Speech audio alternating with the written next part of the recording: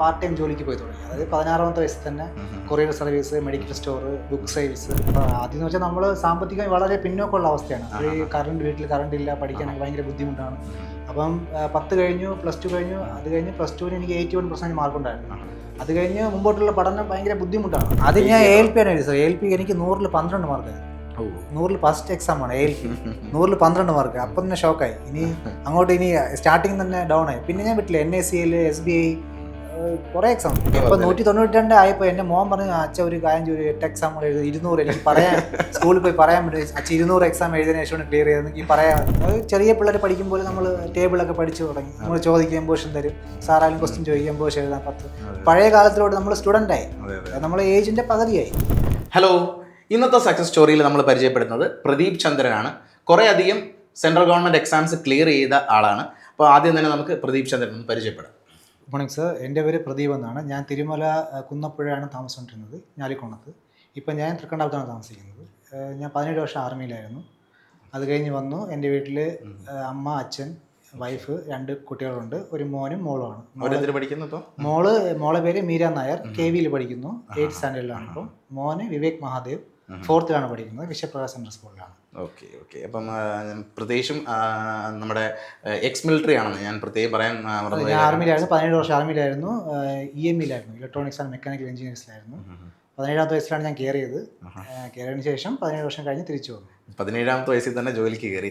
അപ്പോൾ അതിനൊരു മോട്ടിവേഷൻ എന്താണെന്ന് പറയാമോ? ഒരു പക്ഷേ ചെറിയ പ്രായത്തിൽ തന്നെ ആർമി സർവീസിലേക്ക് കയറാൻ ആഗ്രഹിച്ചു. ചെറിയ പ്രായത്തിൽ സാർ ആദ്യം എന്ന് വെച്ചാൽ നമ്മൾ സാമ്പത്തികമായി വളരെ പിന്നോക്കമുള്ള അവസ്ഥയാണ്. അപ്പോൾ ഈ വീട്ടിൽ കറണ്ട് ഇല്ല, പഠിക്കാനൊക്കെ ഭയങ്കര ബുദ്ധിമുട്ടാണ്. അപ്പം 10 കഴിഞ്ഞു, +2 കഴിഞ്ഞു. അത് കഴിഞ്ഞ് +2 എനിക്ക് 81% മാർക്കുണ്ടായിരുന്നു. അത് കഴിഞ്ഞ് മുമ്പോട്ടുള്ള പഠനം ഭയങ്കര ബുദ്ധിമുട്ടാണ്. നമുക്ക് അങ്ങോട്ട് മുമ്പ് പഠിക്കാൻ പറ്റില്ല.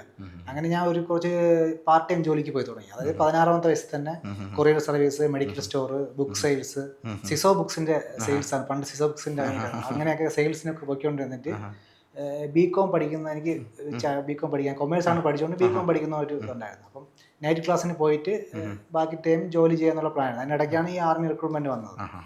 അപ്പോൾ ആർമി റിക്രൂട്ട്മെന്റ് വന്നു, എല്ലാം കഴിഞ്ഞു. അതും വെയിറ്റ് ലിസ്റ്റ് ആയിപ്പോയി. വെയിറ്റ് ലിസ്റ്റ് ആയി പോയപ്പോൾ ഞാൻ വീണ്ടും കൊറിയറിൽ ജോയിൻ ചെയ്തു. വീണ്ടും സൈക്കിളിൽ ഞങ്ങളുടെ യാത്ര. ഡെയിലി 900 രൂപ ശമ്പളം, ഡെയിലി 10 രൂപ തരും ചായ കുടിക്കാനൊക്കെ. അങ്ങനെ കഴിഞ്ഞപ്പോൾ എനിക്ക് ആർമിയിൽ നിന്ന് കോൾ വന്നു, ജോയിൻ ചെയ്യാൻ പറഞ്ഞു.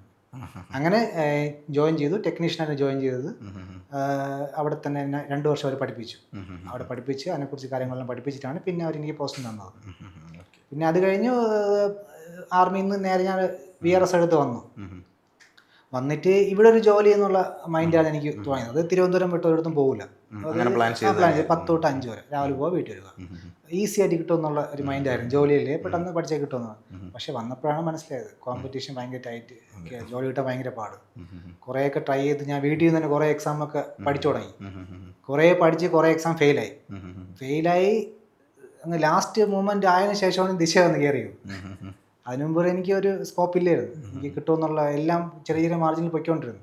അതിനുശേഷം 2023 ഞാൻ സെപ്റ്റംബർ ബാച്ചിന് ഇവിടെ ജോയിൻ ചെയ്തു. സെപ്റ്റംബർ ജോയിൻ ചെയ്തു. ഒരു 2 മാസം കഴിഞ്ഞപ്പോൾ എനിക്ക് CPOന്റെ പ്രിലിംസും ഫിസിക്കലും മെയിൻസും മെഡിക്കലും എല്ലാം ക്ലിയർ ചെയ്തിട്ട് ഫൈനൽ കട്ട് ഓഫ് വന്നില്ല. പിന്നെ അത് കഴിഞ്ഞ് ഞാൻ CGL എഴുതി. CGL പ്രിലിംസും കിട്ടി, മെയിൻസ് ഞാൻ എഴുതിയില്ല. പിന്നെ വേറെ അതിനിടയ്ക്ക് എനിക്ക് എക്സാം ക്ലിയർ ആയതുകൊണ്ട് ഞാൻ എഴുതാൻ പോയില്ല. പിന്നെ SSCയുടെ phase 11 എക്സാം ക്ലിയർ ചെയ്തു. അത് വെരിഫിക്കേഷൻ വിളിച്ചു, വെസ്റ്റ് ബംഗാളാണ് വിളിച്ചത്. അപ്പോൾ ഞാൻ തിരുവനന്തപുരം വിട്ട് മാറി. എന്ന് വെച്ചാൽ ഇത് മാറി പിന്നെ ഓൾ ഇന്ത്യ ബേസായി, എങ്ങനെയെങ്കിലും ജോലി കിട്ടിയാൽ മതി. വന്ന സമയത്ത് കയ്യിൽ കുറച്ച് കാശൊക്കെ ഉണ്ട്. അപ്പം നമ്മൾ ഈ ജോലിയെ കുറിച്ചൊന്നും ചിന്തിക്കില്ല. നമ്മൾ ഈ കുറച്ച് പൈസ ഉണ്ടല്ലോ കയ്യിലൊക്കെ, എന്ന് വെച്ചാൽ ആ ചെറിയ പ്രായത്തിൽ പോയതുകൊണ്ട് നമുക്ക് മെച്ചുവർ ആവാൻ താമസിക്കും. ഞാൻ 16 വയസ്സിലാണ് ഈ നാടുമായിട്ടുള്ള ഒരു കണക്ഷൻ 17 വയസ്സിൽ പോയി. 16 വയസ്സിലാണ് ഞാൻ ഈ ക്ലിയർ ചെയ്തത് എക്സാം. ഈ ആർമിയിൽ എനിക്ക് കോൾ ലെറ്റർ വന്നു 17 വയസ്സിലായി. അപ്പോൾ അതിനകത്ത് ചെറിയ പ്രായമാണ്. ഒന്നും ജീവിതത്തെ കുറിച്ച് ഒരു ഇതില്ല, എങ്ങനെയാണ് മുമ്പോട്ട് പോകുന്നുള്ള ഒരു ഇതില്ല. പെട്ടെന്ന് തന്നെ ജോലിക്ക് പോയി അങ്ങനെ പഠിച്ച് വന്ന് ഇങ്ങനെ ഇത് ഇനി ഇങ്ങോട്ട് വന്നിട്ട് ഇവിടെ സെറ്റ് ആവുന്നുള്ള പ്ലാനാണ്. അങ്ങനെ വൈഫിൻ്റെ വീടൊക്കെ ആന്ധ്രയിലാണ്, വിജയവാഡ. വിജയവാഡ കല്യാണം കഴിച്ചത്. അപ്പോൾ വൈഫിൻ്റെ പേര് വിജയലക്ഷ്മി എന്നാണ്. അവിടെ തന്നെ എല്ലാം സെറ്റിലാണ്. അപ്പോൾ ഇനി അവർ എന്തായാലും ഇനി അവർ അവിടെയല്ലേ, ഇനി റിട്ടയർഡായി വന്നിട്ട് ആ ഒരു കാര്യം ഇപ്പം കല്യാണം എത്രാമത്തെ വയസ്സിലാണ്? ഇപ്പം 17 കഴിഞ്ഞ് എത്രാമത്തെ വയസ്സിലാണ് കല്യാണം? 25ാമത്തെ വയസ്സ് കല്യാണം. ജോലി ഉണ്ട് സാർ, അറിയാം, ഡിമാൻഡ് അല്ലേ. പണ്ട് ബുക്ക് സെയിൽസും മെഡിക്കൽ സ്റ്റോറും ചാക്ക് ചുമന്നുകൊണ്ട് എനിക്ക് വാല്യൂ ഇല്ല. പിന്നെ പട്ടാളത്തിൽ കയറിയ വാല്യൂ വന്നില്ലേ, പെട്ടെന്ന് കല്യാണം ആലോചിക്കാം. അപ്പോൾ പ്രപ്പോസൽ വരും, പെട്ടെന്ന് തന്നെ വരും. അങ്ങനെ വന്നപ്പോൾ എനിക്ക് ബ്രോക്കർ വഴി പ്രപ്പോസൽ വന്നതാണ്. പക്ഷേ മലയാളി തന്നെ അവിടെ സെറ്റിൽഡ് ആന്ധ്രാപ്രദേശിലാണ്. ആളിയെ ഇപ്പം അഡ്വക്കേറ്റ് രാജീവ് കുമാറാണ്. ഇപ്പം ഇവിടെ ആന്ധ്രാപ്രദേശ് ഹൈക്കോടതിയിൽ അഡ്വക്കേറ്റാണ്. പുള്ളിയുടെ സപ്പോർട്ട് എനിക്ക് നല്ല സപ്പോർട്ടുണ്ട്. പിന്നെ ഫിനാൻഷ്യലി ഞാൻ കുറച്ച് വീക്കായി പോയി. ഈ 6 വർഷം കൊണ്ട് ഞാൻ ഭയങ്കര സ്ട്രഗിൾ ആയിരുന്നു. അപ്പോൾ പുള്ളി നല്ല സപ്പോർട്ട് ചെയ്തു. പിന്നെ എൻ്റെ വീട്ടുകാരും സപ്പോർട്ട് ചെയ്തു.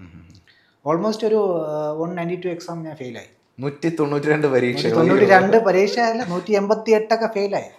അതിനുശേഷമാണ് ഞാൻ ഈ ഇവിടെ ദിശ വന്നിട്ട് ഞാൻ ഒരു 6 എക്സാം എഴുതിയുള്ളൂ. അതിലൊരു 5 എണ്ണത്തിന്റെ മെയിൻസ് എനിക്ക് എഴുതാൻ പറ്റി. 5 എണ്ണം മെയിൻസ് എഴുതാൻ പറ്റി. അതിലൊരു 3 എണ്ണം എനിക്ക് ക്ലിയർ ആയി. അപ്പോൾ ഞാൻ ഇനിയിപ്പോൾ എയർപോർട്ട് അതോറിറ്റി ജൂനിയർ അസിസ്റ്റന്റ് ആ പോസ്റ്റിലാണ്. ഇപ്പോൾ അടുത്ത മാസം 16-ാം തീയതിയാണ് ജോയിനിങ്. അതിൽ വെയിറ്റിംഗ്, ചിലപ്പം ജോയിൻ ചെയ്യാൻ കുറേ പോസ്റ്റുകൾ ഇപ്പോൾ പറഞ്ഞതുപോലെ തന്നെ കുറേ സെൻട്രൽ ഗവൺമെന്റ് എക്സാംസിന്റെ കുറച്ചധികം എക്സാംസ് ക്ലിയർ ചെയ്തു. അപ്പോൾ നിങ്ങൾക്ക് ഇപ്പോൾ ഓപ്റ്റ് ചെയ്യാനുള്ള സമയമാണ്. ഇഷ്ടമുള്ള സർവീസ് ചെയ്യാം. അപ്പം നമ്മൾ നോക്കിയിട്ട് അതും നോക്കിയിട്ട് രണ്ടെണ്ണം ഉണ്ട്, നോക്കിയിട്ട് ഏതാണോ അടുത്ത് വന്നുള്ളത് അതനുസരിച്ച് തീരുമാനം എടുക്കാൻ വേണ്ടിയായിരിക്കും.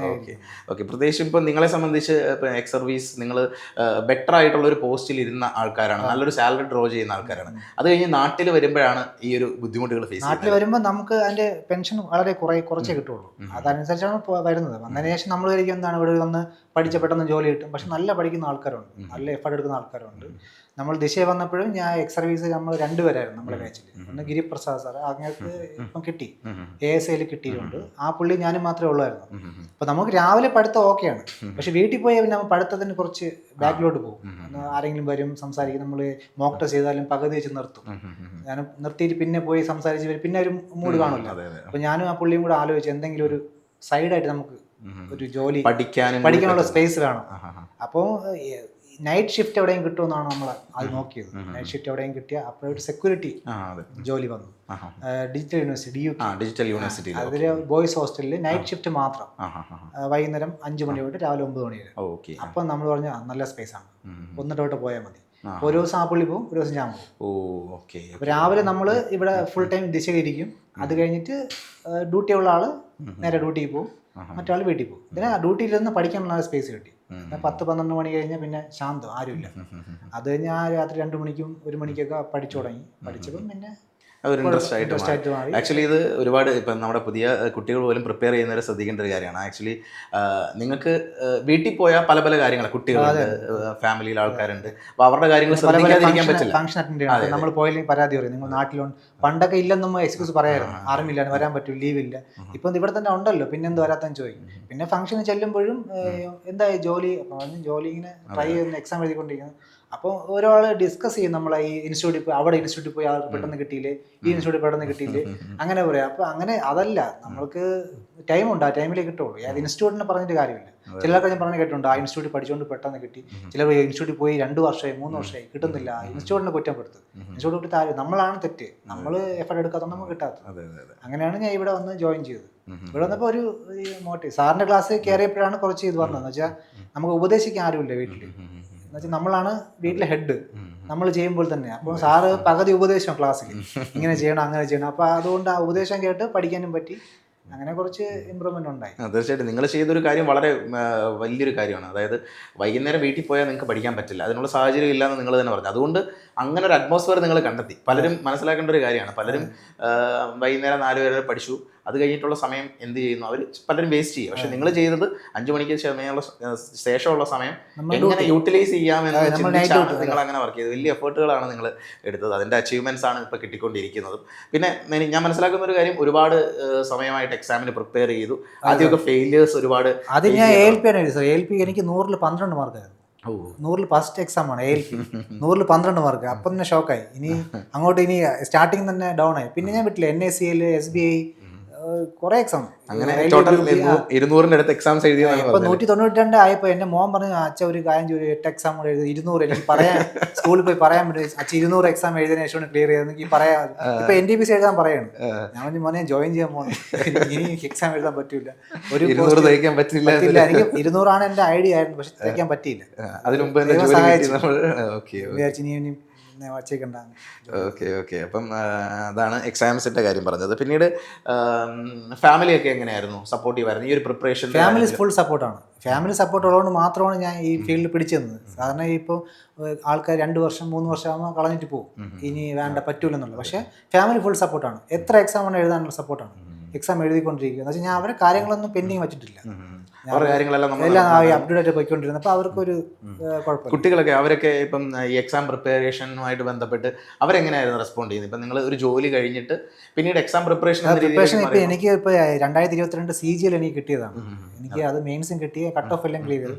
കമ്പ്യൂട്ടർ തന്നെ ഞാൻ ഫെയിൽ ആയിപ്പോയി. കമ്പ്യൂട്ടർ എനിക്ക് വേറെ 8 മാർക്കേ ഉള്ളായിരുന്നു. അത് മാർക്ക് പറയാൻ കുഴപ്പമൊന്നുമില്ല, ഞാൻ മാഞ്ച മാർക്കാണ് ഞാൻ പറയുന്നത്. 8 മാർക്കേ ഉള്ളൂ. അത് ക്വാളിഫൈ ആയില്ല. അത് ക്വാളിഫൈ ആകത്തോണ്ട് അപ്പോൾ മോൻ പറയും അച്ഛൻ കമ്പ്യൂട്ടർ ഫെയിലായി, അച്ഛൻ കമ്പ്യൂട്ടർ പഠിക്കാത്തത്. നമ്മുടെ കമ്പ്യൂട്ടർ ഫസ്റ്റ് ടൈമാണ് എനിക്ക് ഫസ്റ്റ് ടൈം തുടങ്ങിയതുള്ളൂ. കമ്പ്യൂട്ടറിനെ കുറിച്ചുള്ള ക്വസ്റ്റ്യൻ ഫസ്റ്റ് ടൈം സ്റ്റാർട്ട് ആയത്. അപ്പം ഞാൻ ഫെയിലായിപ്പോയി. ഞാൻ ഇനി നോക്കാം. അപ്പോൾ ഈ പിള്ളേർ വീട്ടിലിരിക്കും, നമ്മൾ പഠിക്കാൻ പറ്റും. കാരണം അവധി ദിവസങ്ങൾ പിള്ളേർ വീട്ടിൽ കാണും, വെക്കേഷനിൽ പിള്ളേർ വീട്ടിൽ കാണും, നമ്മൾ പഠിക്കാൻ പറ്റും, കണ്ടിന്യൂസ് പഠിക്കാൻ പറ്റും. പഠിക്കാൻ കുഴപ്പമില്ല, സപ്പോർട്ടാണ്. അതുപോലെ ഇപ്പം CGL എക്സാംസ് 2024 പോയെങ്കിൽ ഒരുപക്ഷെ പേ ലെവൽ 7 പോസ്റ്റുകൾ വരെ ജോലി റെഡി ആയിട്ടിരിക്കുകയാണ്. ഞാൻ മെയിൻസ് എഴുതാത്തത് സാർ. മെയിൻസ് ചെയ്ത കോമ്പറ്റീഷൻ നല്ല മാർക്ക് വേണം എങ്കിൽ ഈ പേ ലെവൽ 7 കിട്ടണമെങ്കിൽ നല്ല കോമ്പറ്റീഷൻ, നല്ല കട്ട് ഓഫ് 330 പോയി. അതപ്പം അപ്പോൾ ആ ലെവലിലുള്ള പോസ്റ്റ് വന്നപ്പോൾ ഞാൻ സ്കിപ്പ് ചെയ്തു, എഴുതാമെന്ന് വിചാരിച്ചു. ഓക്കെ. പിന്നെ ഇനി മറ്റൊരു കാര്യം, ഫാമിലി സപ്പോർട്ടാണെന്ന് പറയുമ്പോഴും പല എക്സ് സർവീസ്മെനും പറയുന്നൊരു കാര്യമാണ് പുറത്തുനിന്നുള്ള ആൾക്കാരെ ഡീൽ ചെയ്യുന്നത് വളരെ ബുദ്ധിമുട്ടാണ്. അങ്ങനെ എന്തെങ്കിലും പ്രശ്നം ഉണ്ടായിരുന്നു? അതായത് ഞാൻ ഇപ്പോൾ ഒരു ഏകദേശം സാറേ ഒരു 1-2 വർഷം കൊണ്ട് കല്യാണത്തിന് ഈ പാലയച്ചനൊക്കെ പോകുമ്പോൾ ഞാൻ അവിടെ ഫംഗ്ഷൻ നിൽക്കില്ല, ഫുഡ് കഴിക്കാൻ നിൽക്കില്ല. എന്നുവെച്ചാൽ മെയിൻ ടാർഗറ്റ് എന്ന് പറഞ്ഞാൽ നമ്മളാണ്. ഈ ജോലിയില്ലാത്ത ആൾക്കാരും ഇങ്ങനത്തെ ആൾക്കാരുമാണ് അവരുടെ ടാർഗറ്റ്. അപ്പോൾ ആ ടാർഗറ്റ് ചെയ്യാൻ നിൽക്കില്ല. ഞാൻ എന്തെങ്കിലും ഗിഫ്റ്റ് കൊടുക്കുക, സൈഡിൽ കൂടെ ഞാൻ കഴിച്ചെന്ന് പറഞ്ഞ് തിരിച്ചു വരും, അത്രേ ഉള്ളൂ. വേറെ അടുത്ത് മരണത്തിന് പാല് സഞ്ചയനത്തിന് അങ്ങനെ ഞാൻ പോകില്ല. പെട്ടെന്ന് പോയാൽ തിരിച്ചു വരും. നമ്മൾ അവരെ മുമ്പിൽ പെടില്ല. പെടാത്തതിന് കാരണം അവരിങ്ങനെ നമ്മളെ പറഞ്ഞുകൊണ്ടിരിക്കും. അവർക്ക് ഇതിനെപ്പറ്റി ധാരണയില്ല. അവർ ചിന്തിക്കുന്നത് എന്തെങ്കിലും സെക്യൂരിറ്റി ജോലിക്കോ വല്ലതും കയറണം എന്നാണ് അവർ ചിന്തിക്കുന്നത്. പക്ഷേ സാധാരണ ഒരാളാണെങ്കിൽ തളർന്നു പോകും. അതായത് സാധാരണ ഒരു കുട്ടികളെ ഇപ്പം 20-22 വയസ്സായ പിള്ളേരാണെങ്കിൽ അവർ ഈ ടോർച്ചറിങ്ങിൽ തളർന്നു പോകും. പക്ഷെ നമ്മൾ ഈ ആർമി ട്രെയിനിങ് നല്ല ടോർച്ചർ ചെയ്ത ട്രെയിനിങ് ആണ്. അതുകൊണ്ട് നമുക്ക് ഇനി എത്ര പറഞ്ഞാലും ഞാൻ ഈ കാതിൽ കേട്ട് ആ കാതിൽ അങ്ങ് അടിച്ചു പോയി. നമ്മളല്ലേ എഴുതുന്നത്, അവരല്ലേ എഴുതുന്നത്. അവർക്ക് ഇങ്ങനെ പറയുന്ന ആൾക്കാരോട് വന്ന് ഒരു എക്സാം അറ്റൻഡ് ചെയ്യാൻ നോക്കാൻ പറയും. നിങ്ങൾ ഒരു എക്സാം ഇവിടെ ഒന്ന് അല്ലെങ്കിൽ ദിശയിൽ ഒരു മോക്ക് ടെസ്റ്റ് ചെയ്യാൻ പറയും, ഒന്ന് ചെയ്ത് നോക്കുക. അപ്പം മനസ്സിലാവും അതിൻ്റെ ടഫ് എങ്ങനെയാണത്. അവർക്ക് ഇതിൻ്റെ ഒരു വാല്യൂ അറിയില്ല. അവർ കാണുന്നത് ഈ ആർമിയിൽ നിന്ന് നമ്മൾ റിട്ടയർഡായി വന്ന ഫസ്റ്റ് മൈൻഡ് ആൾക്കാരുടെ സെക്യൂരിറ്റിയാണ്. അതായത് കമ്പയർ ചെയ്യും മറ്റുള്ളവരായിട്ട്. അതാണ്ട് ആ പുള്ളി വന്നു സെക്യൂരിറ്റി പോയി കുടുംബം നോക്കുന്നത്. അപ്പോൾ എൻ്റെ ഒരു മാമൻ പറഞ്ഞത് നീ ആർമിയിൽ നിന്ന് വന്നിട്ട് ഒരു 6 മാസം നീ റെസ്റ്റ് എടുത്തു എന്നോട് പറഞ്ഞു. പക്ഷെ ഞാൻ കേട്ടത് മാറിപ്പോയി, 6 വർഷമായിപ്പോയി. അപ്പോൾ വീണ്ടും ആ പുള്ളി എന്നെ കാണാൻ ചോദിക്കും. അപ്പോൾ ഞാൻ 6 മാസമാണ് പറഞ്ഞത്, നീ 6 വർഷം റെസ്റ്റ് എടുത്ത്. ഞാൻ പറഞ്ഞ കുറേ എക്സാമിലുണ്ട്, കാരണം അറിയില്ല എനിക്ക് 0.23 0.5 മാർക്കിനൊക്കെ എക്സാം പോകുന്നത്. പക്ഷെ ആടെ പറഞ്ഞതിന് മനസ്സിലായി ഫെയിലാണ്. അത് 0.1 ആയാലും 2 ആയാലും ഫെയിലാണ്. അത് ഇതാണ്. പിന്നെ ദിശ വന്നതിന് ശേഷം മെൻറ്റർ സപ്പോർട്ട് നല്ല ഫസ്റ്റ് ഉള്ള അനുശ്രീ മാഡം മുതൽ, അനുശ്രീ മാഡം ഫസ്റ്റ് നമ്മളെ മെൻറ്ററായിരുന്നു. പിന്നെ വിപിൻ സാറ്, പിന്നെ ആഫീസ് സാറ്, അത് എല്ലാം മെൻറ്റർ സപ്പോർട്ടൊക്കെ നല്ല സപ്പോർട്ടാണ്. അവർ ഡൗട്ടൊക്കെ ചോദിക്കാനും, അതായത് ചെറിയ പിള്ളേർ പഠിക്കും പോലെ നമ്മൾ ടേബിളൊക്കെ പഠിച്ചു തുടങ്ങി. നമ്മൾ ചോദിക്കുക എംബോഷൻ തരും, സാറായാലും ക്വസ്റ്റ്യൻ ചോദിക്കുക, എംബോഷൻ എഴുതാൻ 10. പഴയ കാലത്തിലോട്ട് നമ്മൾ സ്റ്റുഡൻ്റായി, നമ്മളെ ഏജിൻ്റെ പകുതിയായി. ഇപ്പം നമ്മൾ 42 വയസ്സായാലും നമ്മൾ ആ പകുതി ഏജിലോട്ട് മാറി. അതെ, കുറേയൊക്കെ ഒരു കാര്യം നിങ്ങൾ ഈ ഒരു അച്ചീവ്മെൻറ്റ് എടുക്കാനുള്ളൊരു കാരണം അച്ചടക്കമാണെന്ന് ഞാൻ വേണമെങ്കിൽ പറയും. കാരണം എന്താണെന്ന് വെച്ച് കഴിഞ്ഞാൽ ഇത് ഒരുപാട് കാര്യങ്ങൾ പഠിക്കാറുണ്ട്. ഇപ്പോൾ SSC പോലൊരു പരീക്ഷ നിങ്ങൾ പ്രിപ്പയർ ചെയ്യുമ്പം ഒരുപാട് കാര്യങ്ങളുണ്ട്. മാത്സ് പഠിക്കാറുണ്ട്, റീസണിങ് പഠിക്കാറുണ്ട്, GK ഉണ്ട്, ഇംഗ്ലീഷ് ഉണ്ട്. ഇതെല്ലാം പഠിക്കുമ്പം അതിനകത്തൊരു അച്ചടക്കം വളരെ ഇമ്പോർട്ടൻ്റാണ്. ഇത് ചില ആൾക്കാർ തുടക്കത്തിൽ ആരംഭത്തിൽ വന്ന് പഠിച്ചു മറിക്കുമോ എന്നൊക്കെ പറഞ്ഞ് സ്റ്റാർട്ട് ചെയ്യും. എൻഡ് 1-2 മാസം കഴിയുമ്പോൾ അവർ നിർത്തിപ്പോകും. അങ്ങനെയുള്ളവർക്ക് പറഞ്ഞിട്ടുള്ളതല്ല, കൺസിസ്റ്റന്റ് ആയിട്ട് വർക്ക് ചെയ്യുന്നവർക്ക്. നമ്മളൊരു 6 മാസം കൊണ്ട് ഇതിനിടയ്ക്ക് ഞാൻ PSC പോയി സാർ. ഞാൻ PSC ഒരു എന്ന് വെച്ചാൽ എൻ്റെ മൈൻഡ് ഡൈവേർട്ടായി. എനിക്ക് എന്ത് ചെയ്യണമെന്ന് അറിഞ്ഞൂടാ. എന്ന് വെച്ചാൽ ഇത്രയും എക്സാം വളരെ കുറഞ്ഞ മാർജിനിൽ ഫെയിൽ ആകുമ്പോൾ ഞാൻ ഭയങ്കര ഡിപ്രഷനിലായി പോയി. എന്ത് ചെയ്യണമെന്ന് പറഞ്ഞു. ചിലടത്തെ ഇൻ്റർവ്യൂവിനൊക്കെ ഞാൻ അറ്റൻഡ് ചെയ്തു, ഇൻ്റർവ്യൂ വരെ പോയി. എക്സാം പാസ്സായി, ഇൻ്റർവ്യൂവിന് ഫെയിലായി പോയി. അപ്പോഴേക്കും എല്ലാം ലാസ്റ്റ് ചാൻസ് പോയി. ഇനി എന്ത് ചെയ്യണമെന്ന് അറിയാതെ ഞാൻ ശരി എന്നാൽ PSC പഠിക്കാം. PSC ഒരു 6-8 മാസം PSC പഠിച്ചു. അപ്പോൾ PSC സബ്ജക്റ്റ് ഭയങ്കര വൈഡാണ്, GK ഒക്കെ ഭയങ്കര വൈഡാണ്. എനിക്ക് സെക്രട്ടേറിയറ്റ് ഗാർഡ് ലിസ്റ്റ് വന്നു. ഈ സെക്രട്ടറി അത് കിട്ടൂല, റാങ്ക് ഭയങ്കര പിന്നോട്ടാണ്. ഞാൻ പിന്നെ PSC നിർത്തിയിട്ടാണ് ഞാൻ ഇങ്ങനെ ഈ ഒന്നുകൂടെ SSC റെയിൽവേ ഒന്ന് സ്റ്റാർട്ട് ചെയ്യാന്ന് വെച്ചാണ് ഇങ്ങനെ അന്വേഷിച്ചപ്പം ദിശ അക്കാഡമിയെ കുറിച്ച് കേട്ടത്. അപ്പം ദിശയിൽ ജോയിൻ ചെയ്ത് നമുക്ക് സ്റ്റാർട്ട് ചെയ്തത്. പിന്നീട് നിങ്ങൾ ഫേസ് ചെയ്യാൻ സാധ്യതയുള്ള കുറച്ച് കാര്യങ്ങളാണ്. അതായത് നോർമൽ റെഗുലർ ബാച്ച് സ്റ്റുഡൻസിൻ്റെ കൂടെ ഇരിക്കുമ്പോൾ അവർ വളരെ പെട്ടെന്ന് മാത്സ് പോലുള്ള സബ്ജക്റ്റൊക്കെ വളരെ പെട്ടെന്ന് ചെയ്യാൻ സാധ്യതയുണ്ട്. അപ്പോൾ അവരോട് എങ്ങനെ കോമ്പീറ്റ് ചെയ്താണ് നിങ്ങൾ പ്രിപ്പയർ ചെയ്ത്? അവരോട് കോമ്പീറ്റ് ചെയ്ത് അല്ലെങ്കിൽ അവരുടെ കൂടെ തന്നെ ഇരുന്ന് വർക്ക് ചെയ്തല്ലേ നിങ്ങൾ എക്സാംസിന് പ്രിപ്പയർ ചെയ്യുന്നത്? അപ്പോൾ ആ കാര്യങ്ങളൊക്കെ എങ്ങനെയുണ്ടായിരുന്നു? അത് അവർ മൈൻഡ് നല്ല ഷാർപ്പാണ്. അപ്പം നമുക്ക് മെച്ചം എന്ന് പറഞ്ഞാൽ നമുക്ക് എന്തെങ്കിലും ഡൗട്ട് ഉണ്ടെങ്കിൽ അവരോട് ചോദിക്കും, അവർ പെട്ടെന്ന് ക്യാച്ച് ചെയ്യും. നമുക്കൊരു ഇന്ന് പഠിച്ച നാളെ മറന്നു പോകും, അങ്ങനത്തെ മൈൻഡാണ്. നമ്മൾ മൈൻഡ് കുറച്ച് വീക്കായിട്ട് ഏജുമായിട്ട് ബന്ധപ്പെട്ട് മറന്നു പോകും പെട്ടെന്ന്. നമ്മൾ റെഗുലറായിട്ട് വർക്ക് ചെയ്താലേ അത് കിട്ടുള്ളൂ. അങ്ങനെ ഇപ്പോൾ പുതിയ ബാച്ചിനോട് ഇരിക്കുമ്പോൾ തന്നെ അവർ വർക്ക് ചെയ്യുമ്പോൾ തന്നെ നമ്മളും കൂടെ അതിൻ്റെ കൂടെ ഇരുന്ന് വർക്ക് ചെയ്യുമ്പോൾ ഇപ്പം തന്നെ സാറ് ഒരു എക്സാം കഴിഞ്ഞാൽ ഫോക്കസ് ബാച്ച് വീണ്ടും സ്റ്റാർട്ട് ചെയ്തുകൊണ്ടിരിക്കുകയല്ലേ. എല്ലാത്തിനും ഫോക്കസ് ബാച്ച്, CHS CGL എല്ലാം ഇവിടെ പ്രത്യേകം ഫോക്കസ് ബാച്ചാണ്. അതായത് ഒരു സാറിന് കിട്ടുമെന്ന് ഉറപ്പുള്ള ആൾക്കാർക്ക് അറിയാൻ പറ്റും. അപ്പോൾ അവർക്ക് പെട്ടെന്ന് തന്നെ ഫോക്കസ് ബാച്ച് ഇപ്പം സ്റ്റാർട്ട് ചെയ്യും. ഞാനും CGLൻ്റെ ഫോക്കസ് ബാച്ചിലോട്ട് ഞാനും പോയി. അങ്ങനെ പല ഫോക്കസ് ബാച്ചിലോട്ട് ഞാൻ കയറിയിരുന്നു. അതിൻ്റെ ഗുണം എനിക്ക് കിട്ടിയിട്ടുണ്ട്. അത് പല പല ബാച്ചിൽ നിന്നും വരും. ഫോക്കസ് ബാച്ച് ആകുമ്പോൾ ഒരു ബാച്ചല്ല, നല്ല സ്റ്റുഡൻസ് പഠിക്കുന്ന സ്റ്റുഡൻസ് എല്ലാം ഒരു ബാച്ച് ഫോക്കസ് ആയിട്ട് നല്ല പ്രത്യേക മെൻറ്റർ വെച്ച് ചെയ്യുന്നത് നല്ല കാര്യമാണ്. അതാകുമ്പോൾ കുറച്ചുകൂടെ നമുക്ക് വൈഡായിട്ട് പഠിക്കാൻ പറ്റും, നല്ല നല്ല ടഫ് ക്വസ്റ്റ്യൻ ഒക്കെ ചെയ്യാൻ പറ്റും. അപ്പോൾ ഈ പ്രിപ്പറേഷൻ ഇപ്പോൾ ബേസിക് മെറ്റീരിയൽസ് ഇപ്പോൾ നമ്മുടെ പഠിച്ചതിന് ശേഷം അടുത്തൊരു ലെവലിലേക്ക് ഇപ്പം എക്സ്ട്രാ റിസോഴ്സസ് ഒക്കെ ഉപയോഗിച്ചിട്ടുണ്ടോ? അല്ലെങ്കിൽ മോക്ക് ടെസ്റ്റുകൾ, അതിൻ്റെ പ്ലാറ്റ്ഫോംസ്? ഒറ്റ മോക്ക് ടെസ്റ്റ് ഞാൻ ഉപയോഗിച്ചു, ദിശയുടെ മോക്ക് ടെസ്റ്റ് ആണ്. വന്നപ്പോൾ സാറ് അഡ്മിഷൻ സമയത്ത് നമുക്കൊരു ഓഫർ മോക്ക് ടെസ്റ്റ് ഉണ്ടായിരുന്നു. അത് ചെറിയൊരു എമൗണ്ടിൽ അത് ചെയ്യാൻ പറഞ്ഞു. അപ്പോൾ അത് ചെയ്തിട്ടാണ് നമ്മൾ മോക്ക് ടെസ്റ്റ് സ്റ്റാർട്ട് ചെയ്തത്. ഞാൻ മോക്ക് ടെസ്റ്റ് മാത്രമേ ചെയ്തിട്ടുള്ളൂ, വേറെ മോക്ക് ടെസ്റ്റ് ഒന്നും ഞാൻ പർച്ചേസ് ചെയ്തില്ല. ആ മോക്ക് ടെസ്റ്റ് തന്നെ ഞാൻ മൊത്തം ചെയ്തുകൊണ്ടിരുന്നത്. പിന്നെ മെറ്റീരിയൽസ് ഞാൻ പഠിക്കാൻ കുറച്ച് വീക്കാണ്. അതായത് എനിക്ക് പഠിക്കുന്ന ഇഷ്ടമല്ല. ഈ ബുക്ക് ഒന്ന് ഞാൻ പഠിക്കും ചെയ്ത് ഞാൻ ഈ ബുക്കൊന്ന് ഞാൻ സൈഡിൽ വയ്ക്കും, ഒന്ന് ബുക്ക് നോക്കി പഠിക്കില്ല. ഞാൻ വീഡിയോസ് ആണ് മെയിൻ കാണുന്നത്. അതെന്റെ മൈൻഡ് അങ്ങനെ ആയിപ്പോയതാണ്, കണ്ട് എനിക്ക് ആയിപ്പോയതാണ്. ഓരോരുത്തർക്കും ഓരോ തരത്തിലാണ്. ചിലർക്ക് വായിക്കുന്നതാണ് ഇഷ്ടം, ചിലർക്ക് കണ്ട് പഠിക്കുന്നതാണ് ഇഷ്ടം. അപ്പം അങ്ങനെ കണ്ട് ക്ലാസ്സിൽ കയറി ഇപ്പം സാറിൻ്റെ ക്ലാസ് ആയാലും നിത്യമെസ്സിൻ്റെ ക്ലാസ് ആയാലും. നിത്യമെസ്സിൻ്റെ ക്ലാസ് എന്ന് പറഞ്ഞാൽ നമ്മൾ കാതിനകത്ത് സൗണ്ട് ഇരിക്കും. അതായത് നമ്മൾ എക്സാം എഴുതാൻ പോയാലും ആ ക്വസ്റ്റ്യൻ കാണുമ്പോൾ ആ മാമിൻ്റെ സൗണ്ടാണ് ഇങ്ങനെ വരുന്നത്. ഇത് തന്നെ ആൻസർ എന്ന് പറഞ്ഞുകൊണ്ടിരിക്കും. ആ ഇംഗ്ലീഷും മാം ഇടയ്ക്ക് ഇംഗ്ലീഷിൻ്റെയും പ്രിപ്പറേഷൻ മാം എഴുതും. അപ്പോഴേക്കും നമുക്ക് മെറ്റീരിയൽ കൈ തന്നിട്ട് ഇതാണ് തെറ്റെന്ന് പറഞ്ഞു തരും. അവർക്കറിയാം, നമ്മളെ സർവീസിനെ അറിയില്ല, കുറച്ചുകൂടെ ബെറ്റർ വേണം. അപ്പം മാഡം വന്ന് പറഞ്ഞു തരും. നല്ല ക്ലാസ് ആയിരുന്നു. പിന്നെ ചന്ദ്രബോസ് സാറിന് ഇംഗ്ലീഷ്, ആ സാറിന് കൂടെ നല്ല ക്ലാസ്. പിന്നെ വിപിൻ സാറ് പറയാം, എല്ലാം സപ്പോർട്ട് സാറേ. നമ്മളെ ഒറ്റയ്ക്കുള്ള ഇതല്ല, നമ്മൾ ഇപ്പോൾ ഇൻസ്റ്റിറ്റ്യൂട്ട് വന്ന് പഠിക്കുന്നതിൻ്റെ ഗുണം ഇതാണ്. നമ്മൾ ഒറ്റയ്ക്കല്ല, ഒറ്റയ്ക്കല്ല നമ്മൾ ഫീൽ വരില്ല. നമുക്ക് നമ്മളെ ചുറ്റും ആൾക്കാരുണ്ട്, അവരെ നമ്മൾ സപ്പോർട്ട് എടുത്ത് പോയാൽ മതി. നമ്മളല്ലാതെ തന്നെ നമ്മൾ സൈഡായിട്ട് പോയാൽ കിട്ടൂല. എല്ലാവരും സപ്പോർട്ട് വേണം, എല്ലാ സബ്ജക്റ്റിൻ്റെ ആൾക്കാർ സപ്പോർട്ട് വേണം. നമ്മൾ അവരുടെ ഡൗട്ട് ക്ലിയർ തരും അവർ, അത് തീർച്ചയായിട്ടും തരും. നമ്മളങ്ങനെ ഒരു അറ്റ്മോസ്ഫിയർ നിൽക്കുമ്പോൾ എല്ലാവരും ഇത് തന്നെയാണല്ലോ എല്ലാം ചിന്തിക്കുന്നത്. നമുക്കത് എല്ലാം തരും. നമ്മൾ അവരിന്ന് ഇറങ്ങിയാൽ മതി, നമ്മളെ മൈൻഡ് മാത്രം മതി. നമുക്ക് വിൽ പവർ വേണം, നമുക്ക് ഇതിനകത്ത് നിൽക്കാം എന്ന് പറഞ്ഞാൽ കിട്ടും. ഇപ്പം ഞാൻ തന്നെ ഉദാഹരണം, ഇപ്പം കാണുന്ന ആൾക്കാർക്ക് അറിയാം, ഞാൻ ഈ ഫെയിലായി അങ്ങ് അറ്റം പറ്റിയ ആളാണ്. ഇന്ന് ഇത്ര എക്സാം ഈ ലോകത്ത് ആ എഴുതി ഗിന്നസ് വേൾഡ് റെക്കോർഡിൽ എൻ്റെ പേര് വരുന്ന സംശയമുണ്ട്. അത്രയ്ക്ക് എക്സാം ഫെയിലായി, 200 എക്സാംസ് ഫെയിലായി സാർ. ഭയങ്കര ഫെയിലായി. അപ്പോഴേ ആ മനസ്സിലായി, ആ എക്സാം ഫെയിലാകുമ്പോഴുള്ള ഒരു ഇത് നമുക്ക് പറഞ്ഞാൽ പറ്റില്ല. അത്രയ്ക്ക് ഡിപ്രഷനോട്ട് പോയതാണ്. പിന്നെയാണ് ഞാൻ കവർ ചെയ്ത് വന്നത്. പിന്നെ അവസാനം നിർത്താമെന്നുള്ള പ്ലാനാണ്. ഈ ദിശ കഴിഞ്ഞു സ്റ്റോപ്പ്, ദിശ വരെ വന്നിട്ട് ക്ലാസ് കഴിഞ്ഞു, എക്സാം കഴിഞ്ഞ് പിന്നെ എൻ്റെ പഠിത്തം സ്റ്റോപ്പ് ചെയ്യാനുള്ള സമയത്താണ് ആ കറക്റ്റ് ടൈമിനുള്ളിൽ തന്നെ എക്സാംസ് ക്ലിയർ ചെയ്യാൻ പറ്റി. അപ്പോൾ അതൊരു സമയമാണ്. ഇപ്പം ഇത്രയും നാൾ വർക്ക് ചെയ്തെന്ന് പറഞ്ഞെങ്കിലും എക്സാം കിട്ടാനുള്ള സമയമായിരുന്നു, അപ്പോഴാണ് റെഡി ആയതെന്ന് ചിന്തിക്കേണ്ടി വരും. ഇനിയും പ്രിപ്പയർ ചെയ്യുന്നവരോട് പറയാനുള്ള കാര്യം എന്താണ്? അതായത് ഫ്രഷ് ആയിട്ട് സ്റ്റാർട്ട് ചെയ്യുന്ന സ്റ്റുഡൻസ് ഇപ്പോൾ ഒരുപാട് ഫെയിലിയറിൽ നിന്ന് പിന്നെ സക്സസ്സിലേക്ക് വന്ന ആളാണ്. അപ്പോൾ പ്രിപ്പയർ ചെയ്ത് തുടങ്ങുന്ന ഒരു സ്റ്റുഡൻറ്റിനോട് കൊടുക്കാനുള്ള ഒരു അഡ്വൈസ് എന്താണ്? അഡ്വൈസ് എന്ന് വെച്ചാൽ എല്ലാ എക്സാം എഴുതുക. നമ്മൾ ഈ ഇന്ന പോസ്റ്റ് ഒന്നുമില്ല, low level post, high level post, അങ്ങനെ ഒന്നുമില്ല. എല്ലാ എക്സാം അറ്റൻഡ് ചെയ്യുക.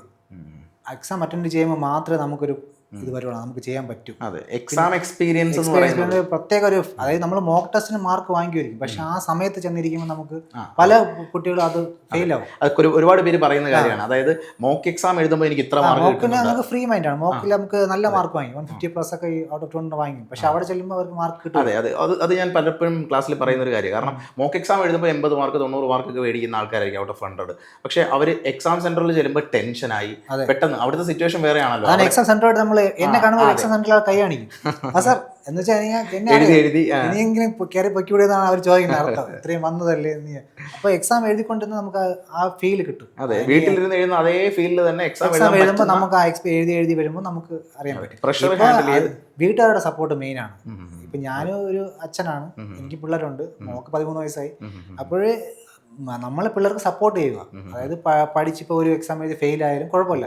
ഇപ്പം നീ പറയും നീ 6 മാസം കൊണ്ട് ദിശയിൽ പോകണം, നീ എന്ത് പഠിച്ച് അവിടെ ചെന്നിട്ട് നീ എക്സാം ഫെയിൽ അങ്ങനെ പറഞ്ഞാൽ അവർ പോയി, അവർ ഡിപ്രഷനോട് പോയി. 6 മാസം അല്ല 6 വർഷം പഠിക്കട്ടെ അവര്. നമ്മൾ അവരെ എത്രത്തോളം പഠിപ്പിക്കണം എത്രത്തോളം പഠിപ്പിക്കണം. അവർ പഠിച്ച് കിട്ടും, ഇറങ്ങിയാൽ കിട്ടും. നമ്മൾ സ്ഥിരമായി ക്ലാസ്സിന് പോവുക, സ്ഥിരമായി മോക്ക് ടെസ്റ്റ് ചെയ്യുക, നമ്മളെ അധ്യാപകന്മാരെല്ലാം നമ്മൾ ബഹുമാനിക്കുക, പഠിക്കുക, സ്ഥിരമായിട്ട് കിട്ടും. ഇപ്പൊ നമ്മളെ മെന്റേഴ്സ് നമ്മളെക്കാളും പകുതി ഏജേ ഉള്ളൂ. ഇപ്പൊ നമ്മളങ്ങനെ ഒരു പകുതി ഏജ് ഉള്ളൂ, നമ്മളെങ്ങനെ അവരെ പോയി ക്ലാസ് അങ്ങനെയല്ല. ആരോ ഒരു 2 വാക്ക് പറഞ്ഞു തരുന്ന അവർ അധ്യാപകരാണ്, അവരെ നമ്മൾ റെസ്പെക്ട് ചെയ്യുക, നല്ലതേ പറഞ്ഞു തരുള്ളൂ.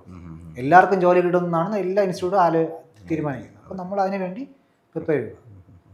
അതുപോലെ ഫാമിലി സപ്പോർട്ട് ഭയങ്കരമായിട്ട് ഹെൽപ്പ് ചെയ്യും. ഫാമിലി സപ്പോർട്ട് നല്ലതാണ്. ഇപ്പൊ ഇത് കേൾക്കുന്ന ദിശയിൽ പഠിക്കാൻ വന്ന പിള്ളേരെ അച്ഛനും അമ്മയും കേൾക്കുന്നുണ്ടെങ്കിൽ ഇത് മക്കളെ കൃത്യമായിട്ട് സപ്പോർട്ട് ചെയ്യണം. ഒരു പ്രശ്നമില്ല, അവർക്ക് ജോലി കിട്ടും. കിട്ടും എന്ന് പറഞ്ഞാൽ കിട്ടും, പഠിച്ച വന്നാൽ മതി, നിങ്ങൾക്ക് സ്ഥിരമായിട്ട് വന്നാൽ മതി. അവരുടെ സമയം വരെ അവർ വർക്ക് ചെയ്യണം.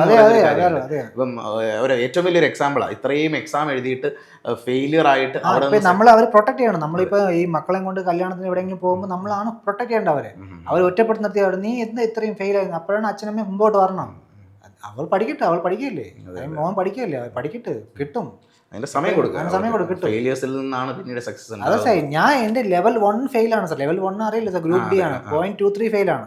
ലെവൽ 1 ഫെയിൽ, 2 ഫെയിൽ, 3 ഫെയിൽ ആയി, 4 ഫെയിൽ ആയി, 5 ഫെയിൽ ആയി, 6 ഫെയിൽ ആയി, ഇപ്പൊ 7 ലെവൽ 7 ആണ് കിട്ടിയത്. അത് വലിയൊരു കാര്യമാണ്. കാരണം എല്ലാ ചെറിയ പോസ്റ്റുകൾ ലെവൽ 1 മുതലുള്ള പോസ്റ്റുകളൊക്കെ ഫെയിൽ ആയിട്ട് അതിന് മുകളിലുള്ളൊരു പോസ്റ്റാണ് അച്ചീവ് ചെയ്യാൻ പറ്റുക. അത് വലിയൊരു കാര്യമാണ്, വലിയ സന്തോഷം ഉണ്ടാക്കുന്നത്. അതിന് വേറൊന്നുമല്ല, ഇത്രയും നാളുകളും തളർന്നു പോകാതെ വീണ്ടും വർക്ക് ചെയ്ത ആ മനസ്സിന് കിട്ടിയ ഒരു അച്ചീവ്മെൻറ്റ് തന്നെയാണെന്നാണ് പറയാൻ പറ്റുന്നത്. കാരണം ഇത്രയും പരീക്ഷകൾ എഴുതുമ്പോൾ നോർമലി ഒരു സാധാരണ മനുഷ്യനാണെങ്കിൽ അയാൾ തളർന്നു, ഇനി വേണ്ട, എന്നെ കൊണ്ട് പറ്റില്ല എന്ന് ചിന്തിക്കും. പക്ഷേ അവിടെ അച്ചീവ് ചെയ്തത് അതിനേക്കാളും മുകളിലൊരു പോസ്റ്റാണ്. സാർ ഞാൻ സാറിന് പറഞ്ഞത്, ഞാൻ തമിഴ്നാട് സബ് ഇൻസ്പെക്ടർ എക്സാം എഴുതാൻ പോയി, SI ടെസ്റ്റ്. തമിഴ്നാട് കേരള വിട്ട് തമിഴ്നാട് എത്തി.